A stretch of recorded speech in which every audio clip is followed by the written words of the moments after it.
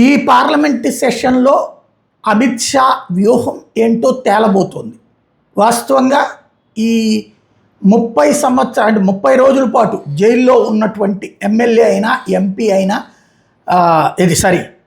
మంత్రి, రాష్ట్ర మంత్రులైనా కేంద్ర మంత్రులైనా ముఖ్యమంత్రి అయినా ప్రధానమంత్రి అయినా ఏదైనా ఒక కేసులో 5 ఏళ్లకి పైబడి జైలు శిక్ష పడే కేసు అభియోగం ఉన్నటువంటి దాంట్లో నిరూపణ అనేది తర్వాత, అది నిరూపణ అయ్యాక 2 ఏళ్లకు పైబడి జైలు శిక్ష పడితే ఆటోమేటిక్ అనర్హత వేటు పడుతుంది.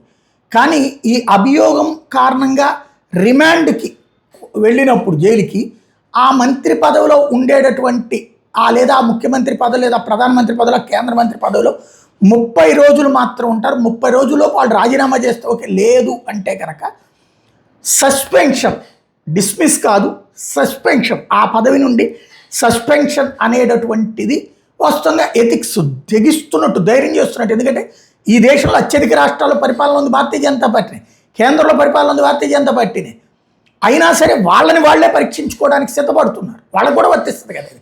బీజేపీ కేంద్రపాలిత రాష్ట్రాలను పెట్టాల బిల్లులో అందరికీ కూడా. అది కేజ్రీవాల్ పుణ్యం, సెంధిల్ బాలాజీ ఎవరైతే తమిళనాడు మంత్రి పుణ్యం.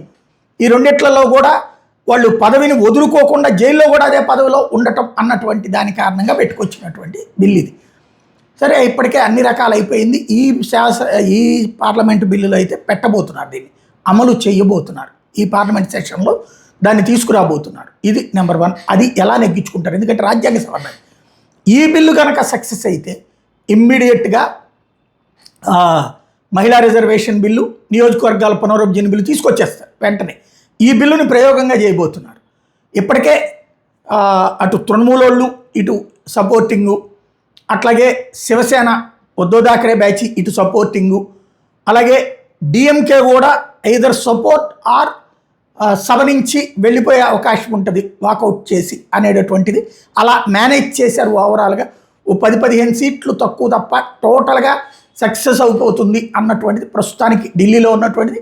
మరి వైఎస్ఆర్ కాంగ్రెస్ పార్టీ ఏం చేస్తుంది ఆంధ్రప్రదేశ్లో అంటే, వీళ్ళకి 4 రాజ్యసభ స్థానాల్లోనే, అదే 3 రాజ్యసభ సభ్యులు ఉన్నారు, 4 లోక్సభ సభ్యులు ఉన్నారు. వాళ్ళు కూడా ఈ బిల్లులకి మద్దతు ఇవ్వడానికే సిద్ధంగా ఉన్నారు.